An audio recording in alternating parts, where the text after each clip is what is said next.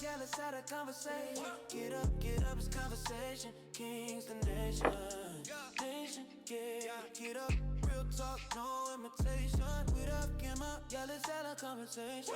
Get up, it's conversation. Kings the nation. Today we're talking about Fauci and what is Congress actually investigating. Welcome to Conversation Kings. This is the place where truth reigns supreme, and I'm Marcus. If this is your first time joining us, I wanted to say welcome. Because here on the conversation, we slow the noise all the way down. We're going to examine the facts. We are challenging all types of assumptions. We are looking at context.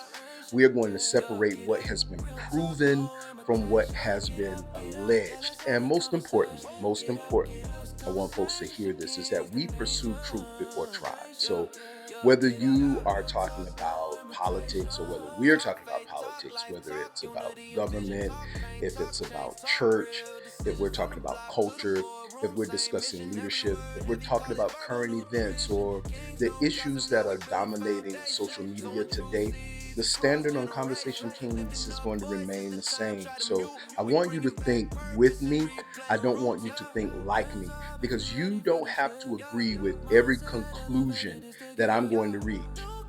But if we're going to have the conversation, let's at least start with the same facts.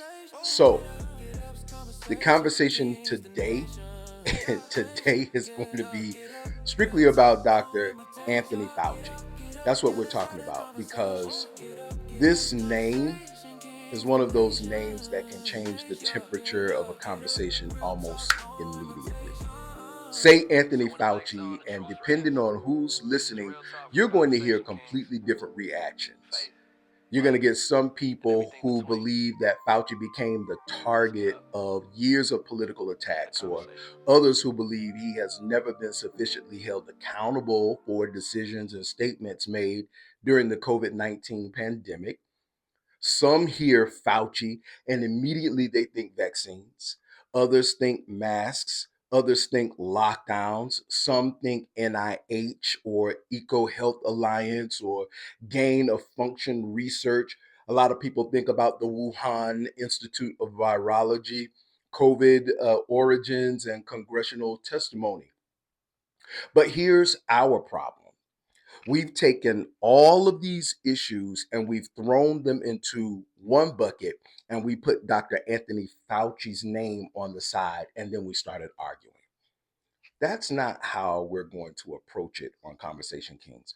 We're going to separate the issues. That's what we do. So, first, what is this hearing actually all about? I want to establish this right now. Dr. Anthony Fauci is not sitting before Congress in this matter because Congress has accused him of causing people to pass away from COVID vaccines. That's not what the hearing is about. And whether you love Dr. Fauci, whether you hate Dr. Fauci, whether you took every COVID vaccine offered, whether you refused every vaccine, or if you fall somewhere in between, we cannot have an intelligent conversation if we don't get the basic fact straight. The congressional inquiry we're discussing centers on issues including COVID 19 origins. It's about federal research funding, EcoHealth Alliance, research involving bat coronaviruses, the Wuhan Institute of Virology, government oversight of potentially risky biological research. It's about federal records and communications, and whether statements that Dr. Fauci previously made were before Congress were accurate. That's the conversation. And those questions are serious enough without attaching allegations that aren't actually before the committee.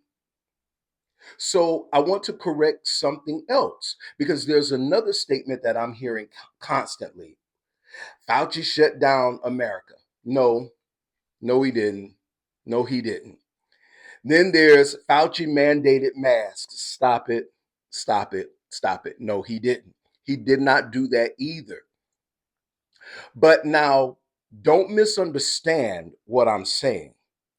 Anthony Fauci, Dr. Anthony Fauci had enormous influence. He advised presidents. He served on the White House coronavirus task force. He advocated public health measures. He recommended masking.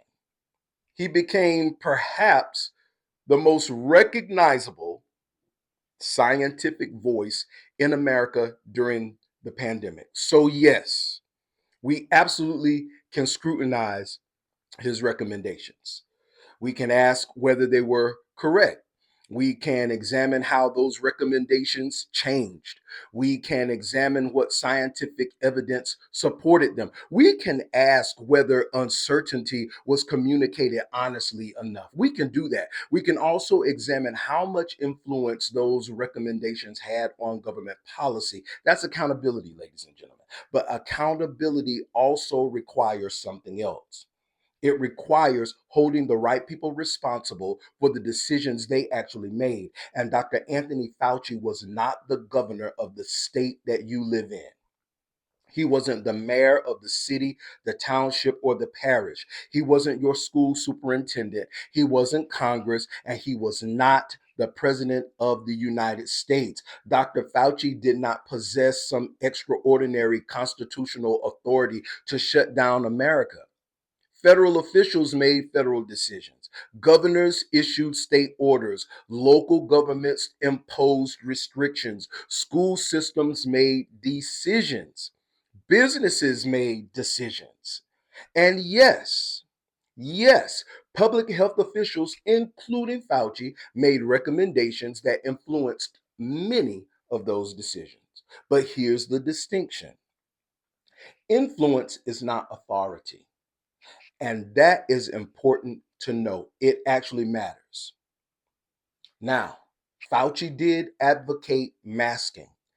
The CDC issued masking recommendations. Governors and local governments issued various requirements. Businesses established their own rules. Schools established policies about COVID and masking. And later, under President Biden, after he served under President Trump, the CDC issued a federal mask requirement covering public transportation, transportation hubs, all of that pursuant to federal action. But Anthony Fauci didn't issue some statewide decree saying every American must wear a mask. That did not happen. So if we're going to hold Anthony Fauci accountable, let's hold him accountable for Fauci, his statements, his testimony, his recommendations, his influence, his involvement with NIH, his knowledge concerning federally funded research, what he knew, when he knew it, what he communicated, and whether what he told Congress was accurate. Those questions are serious. Yes, they are. But we don't need to give him powers he never possessed in order to ask those questions. So, what's the current controversy? All right. On July the 29th, Dr. Fauci appeared before the Senate, Homeland Security and Governmental Affairs Committee. All of that was going on. And Congress wanted answers. And instead of answering many of those substantive questions, Dr. Fauci invoked his constitutional right under the Fifth Amendment against self incrimination repeatedly. Now, the flip side to that is that I want you to understand that here is where Conversation Kings has to be consistent. The Fifth Amendment is not reserved for people we like. It's not reserved for people we believe are innocent. It's not reserved for Democrats. It's not reserved for Republicans or independents. It's a constitutional right, and invoking it is not proof of guilt, period, point blank. But that doesn't mean we're prohibited from asking the obvious questions, such as why did Dr. Fauci believe answering Congress could expose him to criminal liability? That's a legitimate question, okay? And Fauci has provided an explanation. Dr. Fauci's position is that Senator Rand Paul and others have spent years accusing him of criminal wrongdoing and calling for his prosecution. His attorneys are arguing that answering questions under oath could expose him to additional criminal jeopardy, including accusations that were based on discrepancies between new testimony and statements he previously made. So, whether you accept that explanation, whether you question it or reject it, at least now we're discussing what actually happened. So, that's where we're going to begin. Not vaccine memes, not Fauci shut America down, not Fauci forced everybody to wear masks, not taking the fifth proves he's guilty, and not there's absolutely nothing here, so Congress should stop asking questions. None of those positions meet Conversation King's standard. Our questions are harder. What did Fauci actually tell Congress previously?